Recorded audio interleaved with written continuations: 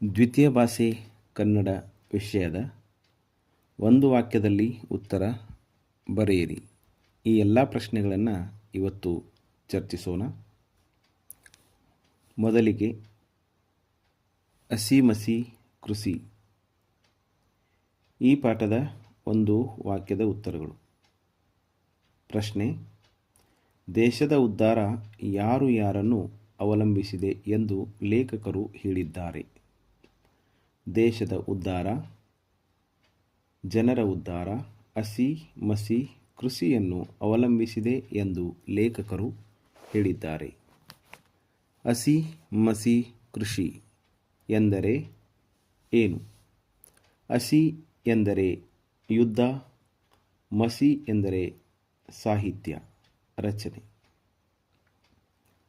ಪ್ರಶ್ನೆ: ಈ ನಾಡಿನ ಬೆನ್ನೆಲುಬು ಯಾರು? ಈ ನಾಡಿನ ಬೆನ್ನೆಲುಬು ಕೃಷಿಕ. ಶ್ರೀ ಪಂಡಿತಾರಾಧ್ಯ ಶಿವಾಚಾರ್ಯರು ಏನೆಂದು ಖ್ಯಾತರಾಗಿದ್ದಾರೆ? ಶ್ರೀ ಪಂಡಿತಾರಾಧ್ಯ ಶಿವಾಚಾರ್ಯರು ರಂಗಜಂಗಮ ಎಂದು ಖ್ಯಾತರಾಗಿದ್ದಾರೆ. ಶ್ರೀ ಪಂಡಿತಾರಾಧ್ಯ ಶಿವಾಚಾರ್ಯರಿಗೆ ರೋಟರಿ ಸಂಸ್ಥೆ ಯಾವ ಪ್ರಶಸ್ತಿ ನೀಡಿದೆ? ಶ್ರೀ ಪಂಡಿತಾರಾಧ್ಯ ಶಿವಾಚಾರ್ಯರಿಗೆ ರೋಟರಿ ಸಂಸ್ಥೆಯು ಪಾಲ್ ಹ್ಯಾರಿಸ್ ಪ್ರಶಸ್ತಿಯನ್ನು ನೀಡಿ ಗೌರವಿಸಿದೆ. ಮುಂದಿನ ಗದ್ಯಪಾಠ: ಗಾನಯೋಗಿ ಪಂಡಿತ ಪುಟ್ಟರಾಜ ಗವಾಯಿ. ಪುಟ್ಟರಾಜರ ತಂದೆ ತಾಯಿಗಳ ಹೆಸರೇನು? ಪುಟ್ಟರಾಜರ ತಂದೆ ರೇವಣ್ಣಯ್ಯ, ತಾಯಿ ಸಿದ್ದಮ್ಮ. ಶ್ರೇಷ್ಠ ಗುರುವಿನಲ್ಲಿ ಎಂತಹ ಶಕ್ತಿ ಇರುತ್ತದೆ? ಶ್ರೇಷ್ಠ ಗುರುವಿನಲ್ಲಿ ಶಿಷ್ಯರ ಮನಸ್ಸನ್ನು ಓದುವ ಶಕ್ತಿ ಇರುತ್ತದೆ. ತಾಯಿ ಸಿದ್ದಮ್ಮ ಪಂಚಾಕ್ಷರಿ ಗವಾಯಿಗಳಲ್ಲಿ ಏನೆಂದು ಬೇಡಿಕೊಂಡಳು? ತಾಯಿ ಸಿದ್ದಮ್ಮ ಪಂಚಾಕ್ಷರಿ ಗವಾಯಿಗಳ ಪಾದಕ್ಕೆ ಎರಗಿ ಶರಗೊಡ್ಡಿ ತನ್ನ ಮಗನನ್ನು ಮನೆಗೆ ಕಳುಹಿಸಿಕೊಡುವಂತೆ ಬೇಡಿಕೊಂಡಳು. ಪುಟ್ಟರಾಜರು ಯಾವ ಯಾವ ಭಾಷೆಗಳಲ್ಲಿ ಪಾಂಡಿತ್ಯ ಗಳಿಸಿದ್ದರು? ಪುಟ್ಟರಾಜರು ಕನ್ನಡ, ಹಿಂದಿ, ಸಂಸ್ಕೃತ ಭಾಷೆಗಳಲ್ಲಿ ಪಾಂಡಿತ್ಯ ಗಳಿಸಿದ್ದರು. ಪುಟ್ಟರಾಜರು ಖಾದಿ ಬಟ್ಟೆ ತೊಡಲು ನಿರ್ಧರಿಸಿದ್ದು ಏಕೆ? ಪುಟ್ಟರಾಜರು ಸ್ವದೇಶಿ ಆಂದೋಲನಕ್ಕೆ ಕೈ ಜೋಡಿಸುವುದಕ್ಕಾಗಿ ಖಾದಿ ಬಟ್ಟೆಯನ್ನು ತೊಡಲು ನಿರ್ಧರಿಸಿದರು. ಮುಂದಿನ ಗದ್ಯಪಾಠ 4: ಹಕ್ಕಿ ಗೂಡುಗಳ ನಿಗೂಢ ಜಗತ್ತು. ಸಸ್ತನಿಗಳ ಆಶ್ರಯ ತಾಣಗಳು ಯಾವುವು? ಗುಹೆ, ಪೊಟರೆ, ಗೂಡು, ಬಿಲ ಇವು ಸಸ್ತನಿಗಳ ಆಶ್ರಯ ತಾಣ. ಅಸ್ಪೃಶ್ಯತೆ ಆಚರಿಸುವ ಮನುಷ್ಯನಿಗೆ ಹಕ್ಕಿಗಳು ಯಾವ ಯಾವ ಪಾಠ ಹೇಳುತ್ತವೆ? ಅಸ್ಪೃಶ್ಯತೆ ಆಚರಿಸುವ ಮನುಷ್ಯನಿಗೆ ಹಕ್ಕಿಗಳು ಸ್ಪರ್ಶ ಸಂಜೀವಿನಿಯ ಪಾಠ ಹೇಳುತ್ತವೆ. ಹಕ್ಕಿಗೂಡಿನಲ್ಲಿ ಯಾವುದರ ಸಮನ್ವಯತೆ ಇದೆ?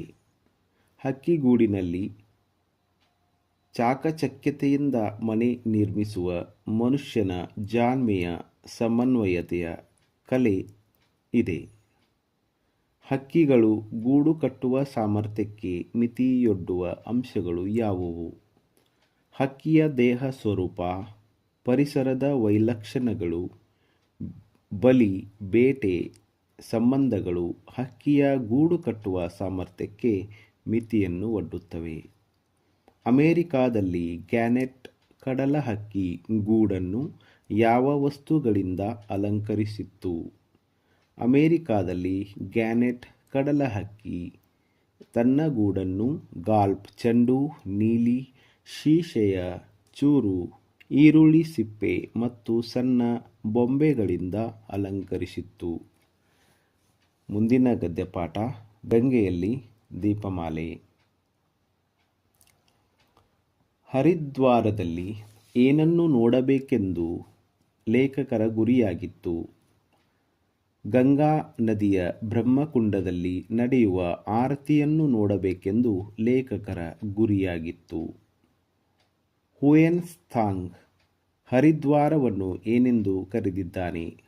ಹುಯೆನ್ ತ್ಸಾಂಗ್ ಹರಿದ್ವಾರವನ್ನು ಮೊಯುಲೋ ಅಥವಾ ಮಯೂರ ಎಂದು ಕರೆದಿದ್ದಾನೆ.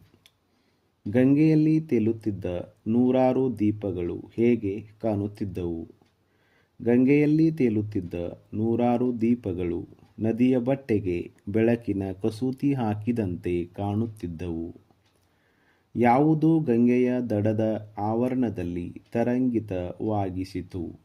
ಗಂಗೆಯ ದೇವಸ್ಥಾನದ ಸುತ್ತ ಎದ್ದ ಗಂಟೆ, ಜಾಗಟೆ, ಶಂಖಗಳ ಸದ್ದು ಇಡೀ ಆವರಣವನ್ನು ತರಂಗಿತವನ್ನಾಗಿಸಿತು. ಮುಂದಿನ ಗದ್ಯಪಾಠ. ನನ್ನ ಗೋಪಾಲ. ಗೋಪಾಲನ ಬೆಳಗಿನ ಮುಖ್ಯ ಕೆಲಸ ಯಾವುದಾಗಿತ್ತು? ಬೆಳಗ್ಗೆ ಗೋಪಾಲ ಬೇಗನೆ ಎದ್ದು ಸ್ನಾನ ಮಾಡಿ ದೇವರ ಪೂಜೆಗೆ ಹೂಗಳನ್ನು ಬನದಿಂದ ಕೊಯ್ದು ತರುವುದು ಅವನ ಮುಖ್ಯ ಕೆಲಸವಾಗಿತ್ತು. ಗೋಪಾಲನಿಗೆ ಬಣ್ಣ ಬಣ್ಣದ ಹೂಗಳು ಹೇಗೆ ಕಾಣಿಸುತ್ತಿದ್ದವು? ಗೋಪಾಲನಿಗೆ ಬಣ್ಣ ಬಣ್ಣದ ಹೂಗಳು ಸಾವಿರಾರು ಮಳೆ ಬಿಲ್ಲುಗಳು ಸೇರಿ ಕುಣಿದಂತೆ ಕಾಣುತ್ತಿತ್ತು. ಗೋಪಾಲನ ಗೆಳೆಯರ ಹೆಸರೇನು? ಗೋಪಾಲನ ಗೆಳೆಯರ ಹೆಸರುಗಳು ರಾಮ, ಕಿಟ್ಟಿ, ನಾಣಿ, ಮಾಧು. ಗೋಪಾಲನು ಶಾಲೆಯಿಂದ ಮನೆಗೆ ಮರಳುವಾಗ ಏಕೆ ಭಯಪಡುತ್ತಿದ್ದನು? ಗೋಪಾಲನು ಶಾಲೆಯಿಂದ ಮನೆಗೆ ಬರುವಾಗ ಅವನು ಕಾಡು ದಾಟಿ ಬರಬೇಕಾಗಿತ್ತು. ಹಾಗೆ ಬರುವ ಸಮಯದಲ್ಲಿ ತುಂಬ ಕತ್ತಲು ಇದ್ದ ಕಾರಣ ಭಯಪಡುತ್ತಿದ್ದನು. ಗೋಪಾಲನು ಹೊಸ ಪಂಚೆಯನ್ನು ಬಯಸಿದ್ದು ಏಕೆ?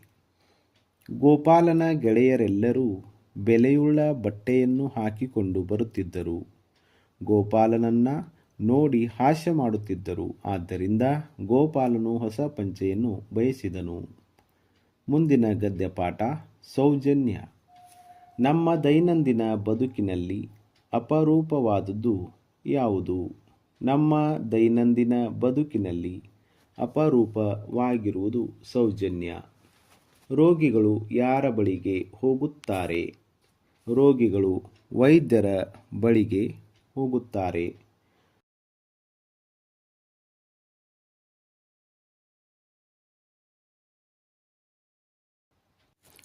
ಸೌಜನ್ಯವು ಹೇಗೆ ಅರಳಬೇಕು? ಸೌಜನ್ಯವು ಹೂವು ಅರಳಿದಂತೆ ಅರಳಬೇಕು. ಸೌಜನ್ಯದಿಂದ ಬೇರೆಯವರಿಗೆ ಏನಾಗುತ್ತದೆ? ಸೌಜನ್ಯದಿಂದ ಬೇರೆಯವರಿಗೆ ಲಾಭವಾಗುತ್ತದೆ. ನಮ್ಮ ಹಿರಿಯರು ನಮಗೆ ಏನು ಕಾಣಿಸಿದ್ದಾರೆ? ಸತ್ಯವನ್ನು ಹೇಳು, ಹೇಳುವ ಸತ್ಯವನ್ನು ಪ್ರಿಯವಾಗಿ ಹೇಳು ಎನ್ನುವ ಸೌಜನ್ಯದ ಗೆರೆಯನ್ನು ನಮಗೆ ಕಾಣಿಸಿದ್ದಾರೆ.